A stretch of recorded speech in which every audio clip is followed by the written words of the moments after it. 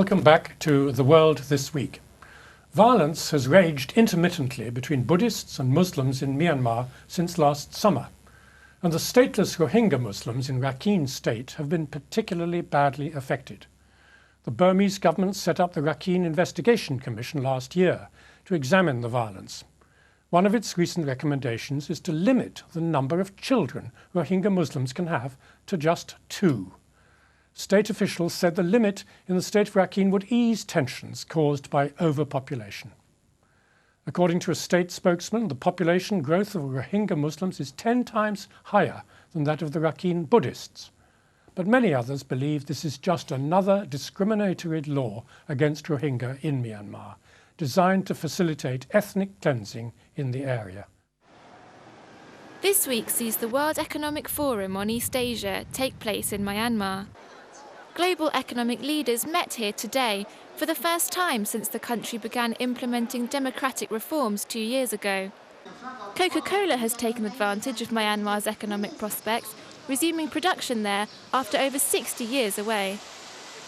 President Thein Sein went to Washington to meet with US lawmakers last month, and the US and Europe have been steadily lifting economic sanctions to support the reforming country. The general consensus seems to be that Myanmar is well on its way to becoming a functioning democracy. But at the same time, the Muslim Rohingya minority in Rakhine State are still being endlessly persecuted. Rohingya Muslims have lived in Burma for hundreds of years, but are still viewed by the rest of the population as Bengalis. They have no citizenship rights, and ironically, the Bangladeshi government rejects them too. Rohingya in Myanmar have now been told that they may have no more than 2 children to limit their population. This rule applies only to Rohingya. 2 waves of violence between Buddhists and Muslims last year destroyed entire villages and saw 140,000 Rohingya displaced. There are wide reports of police complicity in the attacks against Rohingya. Labour's Shadow International Development Minister Rushnara Ali recently visited a camp in Rakhine where Rohingya were being held. They are very much struggling and only relying on handouts and charitable donations from local organisations who also have access issues. In one of the camps I visited, the camps were on a beach and in scorching heat, children were swimming in the water while there was feces on the shores. That is a recipe for a health disaster. Women told me that a number of women had died during childbirth, an unprecedented number, and that is deeply concerning. What's important is that the international community uses its leverage over the government to reform citizenship laws. Until that happens, people cannot move around. They're like prisoners in these camps.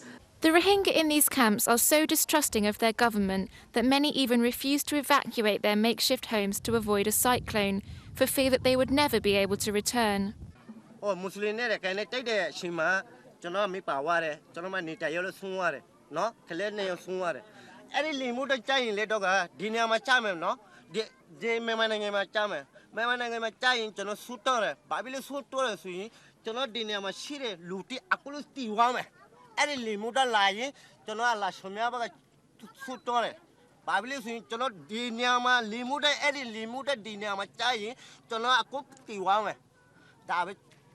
US President Obama has condemned the attacks on Muslims, but as global leaders focus increasingly on the economic benefits of working with Myanmar, the human rights of the Rohingya minority are being left behind. Charlotte Hawkins, Islam Channel. Well, the British government has condemned the 2-child policy on Rohingya, saying, in the words of one senior official, as Aung San Suu Kyi has said, any enforcement of a 2-child policy would be discriminatory and not in line with the upholding of human rights in the country. The British Embassy in Rangoon is raising our serious concerns with Burmese government ministers, citing the human rights obligations to which the government has signed up. Yet the British government also justified their involvement in Myanmar's economy, noting, in the words of the official, it is in the context of the ongoing political transition that on the 22nd of April, the European Union lifted all sanctions on Burma except the arms embargo, which remains in place. The judgment of the UK and of all EU member states, supported by Aung San Suu Kyi, is that Burma's remaining challenges are now best dealt with through deeper engagement. Now, with me to discuss what these latest developments mean for human rights in Myanmar, especially for the Rohingya, are Lilianne, a research fellow at the Humanitarian Policy Group with the Overseas Development Institute here in London, and Amal, Chickera, a human rights lawyer and head of Statelessness at the Equal Rights Trust. Welcome to the programme. Let me start with you, Lilianne. We've heard about these, particularly the focus was on the Rohingya and the Burmese Buddhists, but there have been terrible demonstrations and pogroms against Muslims in other parts of Myanmar recently. What's caused all this suddenly? Well, I mean, I think you're absolutely right to highlight, the incredible urgency of understanding as well that there's violence against the Rohingya, which in fact has been quite long-standing, but there's also been recently a wave of violence against Muslim citizens, and I think that is something which is not, it's not really an old tension. I mean, there certainly have been, there's been a history of some level of tension, but the outburst of violence which we saw in March. And what level of population are we talking about? What percent are the Muslims in Burma? It's about 4 to 5% of the population, so it's not an incredible, number, but these are citizens. These are people who, in fact, have been born in Burma, are recognized as citizens, and there's been a pattern since March of very, very intensive violence and hate speech. And is it linked to the democratization? I mean, when the army had an iron fist, people didn't dare to demonstrate then, even though they may have had these feelings against minorities? Well, I think one needs to contextualize what's been happening. I think, certainly some analysts from inside the country and also outside have in fact observed that there's been quite an orchestrated campaign that's been taking place. And that's taking place in a context where there have been years of ethno-nationalism that's been fed to the population, and that, of course, means that the soil is very ripe for mobilization. So you have certain groups campaigning, using hate speech against the Muslim minority, but that then leads to a very quite an easy mobilization of local communities against these minorities. But are you saying that the government, including the local government, is sort of backing these protests against Muslims in some way? Well, when you say orchestrated? No, well, I don't think it's directly being orchestrated by government, but I think the issue is that the groups who are orchestrating this have to be held to account, and there needs to be investigations, and the government needs to be cracking down on hate speech. So I think we have seen, in fact, when the violence broke out, you did see the government taking a stand on trying to actually limit hate speech and speaking about the intolerable nature of the violence. However, that hasn't led then to real accountability in the justice process, for example. You haven't had arrests for the murder and massacres, in fact, that took place. Well, Amal, Chickera, let me come on. You're head of Statelessness at the Equal Rights Group. The Rohingya are stateless, I gather. Has that always been the case in Myanmar? They were rendered stateless in 1982 when a Nationality Act was passed in Burma. And before 1982, they were still very much a marginalized and discriminated against community. But they had citizenship at that stage. They had citizenship.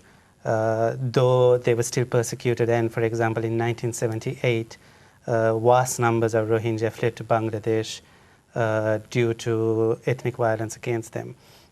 In 1982 they were rendered stateless through the act, and since then that has been the basis, the legislative basis on which further discrimination and further exclusion has been justified. And so since 1982 you see a whole host of new laws, policies and practices which have restricted Rohingya rights to marry, rights to own land, have increased taxation on the Rohingya, limited their freedom of movement, particularly within the northern part of Rakhine State. And even this, the two-child policy, which has hit the news earlier this week, actually the policy was introduced in 1992, but it wasn't effectively implemented. And as a result of the Rakhine Commission report, the spotlight has been brought back on the issue of birth control. and local government in North Rakhine State has stated that it would re-implement the policy, but we still don't know whether it actually is going to go ahead with it or not. Well, in our video clip, and in my cue, I mentioned the British government line defending the lifting of sanctions. Do you think that that was in fact premature? Was that a mistake? I think it was horribly premature, and if one was cynical, one would question whether the motivation was purely economic for the lifting of sanctions so early. But the basis for the lifting of sanctions by the UK, by the US, by the European Union has been the democratization of Burma, or Burma progressing down a path of democratization. But if you analyze what has happened over the last 2 or 3 years since democratization became a key word, you would see that actually the trajectory of the country is moving in a very scary way towards the further exclusion and the further discrimination of minorities. The Rohingya are definitely a strong case in point, as are other Muslim minorities, but it also includes minorities like the Karen and the Kachin and so on, who continue to face immense discrimination in Burma. Well, Lilianne, do you agree with that? I mean, there is this sort of contradictory policy. On the one hand, the country is becoming more democratic in terms of basic civil political rights and so on, and civilian rule, perhaps. But on the other hand, there's this rise in hate speech, impunity for these ethnic killers and so on, and religious killers. Do you think the sanctions were lifted too early? I mean, I don't think it's a question of sanctions. I think it's a question of, how do you engage this government in a way that actually encourages it to be comprehensive in its reforms. And the Burmese government is, I believe, trying to do everything right. The fact that there is still a lot of violence taking place and there are these discriminatory policies, I don't think is a sign that there isn't sincere will, at least with certain people in the government, and certainly the president and his team of reformers. But I think what it points to is that, number one, we can't see the Burmese government as monolithic. They don't actually have full control over the entire situation, even with the government itself. You can see actually with the two-child policy, there's this division between the statements that are being made by the president, even his spokesperson, who said, in fact, we didn't realize that this policy, has been issued and we have to review it. And they found out about it through the international media. And the state governments who are, issuing their own policies. And there seems to me, in fact, to be a disconnect, between not just rhetoric. I think it's actually quite sincere, this real intention to democratize and reform and open up, and, very entrenched ways of behavior and policy making, in fact, which are so deeply institutionalized and discriminatory.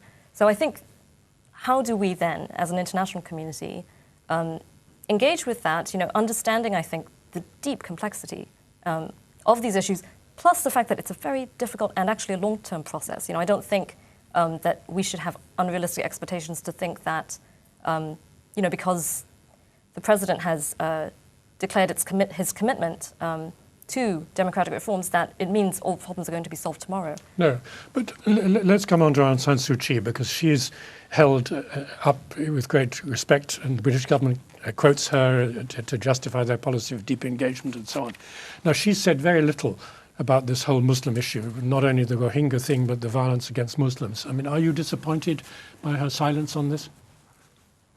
To be absolutely honest, yes, I am. And I think a lot of people are. I think there have been expectations, that she would speak out much more decisively against human rights abuses, particularly because of her, privileged position, I think, as a moral authority, and such a respected position internationally, not just nationally.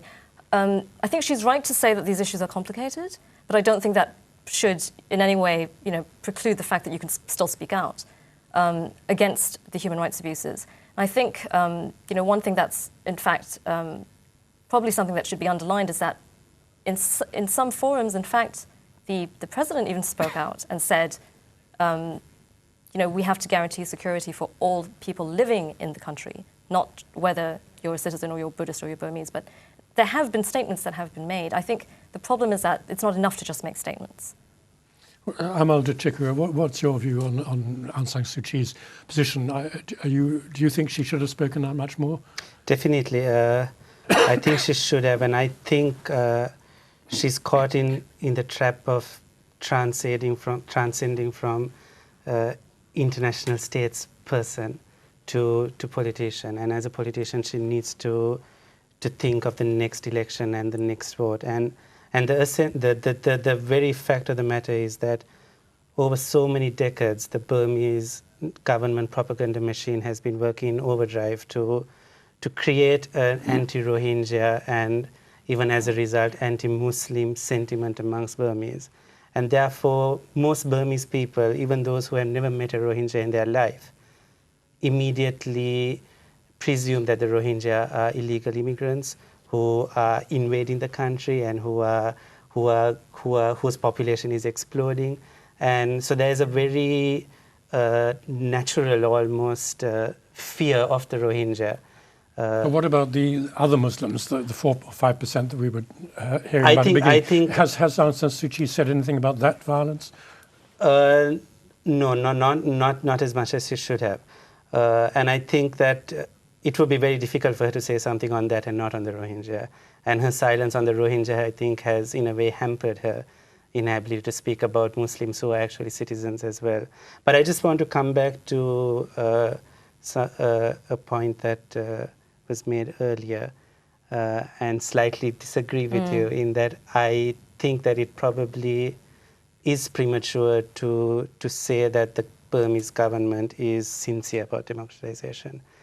They have said the right things, but they haven't followed those up. And I think that they perfectly have the power and the capability to follow up with something if they actually want to. And the reason they haven't is because actually I think it is in their interest to allow seeds of ethnic discrimination and disharmony to be sown and to flourish. Why? In what way could it be in their interest? In that one very obvious way in which this works to their advantage is that it puts the NLD and Aung San Suu Kyi in a very difficult position for reasons that I mentioned before. And also because, as I said, the government has been so successful in creating anti-Muslim sentiment over many decades, what is happening now actually is looked down by many Burmese favorably. And therefore, the government allowing it to happen is not necessarily seen as a bad thing in Burma. Well, that's a very interesting point because it's sort of assumed outside Burma that if there was a free election, Aung San Suu Kyi would sort of win it by a landslide. But in fact, what you seem to be hinting is that even if there was a genuinely free election, because of this prejudice on these ethnic and religious issues, she might not win it because she'd be seen as somehow too soft. And the present government of ex-generals or serving generals would be seen as more representing the core of the national interest. I think she'll win a free and fair election. I don't think there's a doubt about that. But I think this has certainly undermined her position amongst the international community. It has her position in the international community. And she's no longer on that pedestal that she was. And that works in their favor. And you think she'd win an election overwhelmingly if it was free? I think she probably would. But I think the issue which I would contend a little bit to Amal's opinion, in fact, is that there are state actors and there are government-linked actors who are clearly implicit in and complicit in fact encouraging some of this violence. I think that we shouldn't make the jump from saying that there are certain key actors involved to saying that there's a sort of government orchestration from the very top of some of this ethnic discrimination. So I think there's a distinction to be made there. But the sort of local governments, the state governments, they're also former army officers or serving army officers, are they? I mean, they're just as undemocratic as the national government. Some, yes, right? But there again I would make a distinction. I mean, I don't think that we should also, have these too much of a generalization to say that what's happening in Rakhine State and also this violence against against the Muslim minority is an indication that there's a kind of crackdown on ethnic rights everywhere, because in fact there's a peace process that's taken place, which is historic. You know, there's a peace process which is involving, 14 armed ethnic insurgent groups. It's not anywhere near completion, but there have been ceasefires. But pretty much there have been ceasefires throughout the country now. I mean, even in the very difficult one of Kachin, and it's not perfect. I mean, there are violations to the ceasefire that are taking place, and I think those of us who follow this, we're very aware of that. But at the same time, it's a historic process, and it's probably the best chance for peace that there has been in decades. No, well, really. we shouldn't overlook the good things that have happened, apart from the democratization, but the fact that peace is breaking out is incredible. And the fact that it's beginning. This is the beginning of a process. So I think it's not about saying, well, whatever hasn't happened won't happen. I think it's a matter of saying what has started, and how do you then support, the processes that have started, which would encourage actually, much broader. And I think, honestly, in Burma, one of the critical things is even that platform for debate, because it's true, as Amal has said, there is a real, the public opinion, I think, is really still very ethno-nationalist, and that's a very dangerous thing. Right. But that's a result of decades of ethno-nationalist military rule. How do you change that? We're beginning to run out of time. I just wanted to ask you each the final sort of question, the same question. Had we been sitting here a year ago, we would have been wondering whether the reforms are still reversible. Now people almost seem to assume they cannot be reversed. Do you think now it's too late for the army to roll back everything, lock her up again, and go back to what it was about 3 or 4 years ago? I'd hate to say it was too late and then see that happen. I mean, it's extremely unlikely, but I think in Burma nothing is absolutely impossible.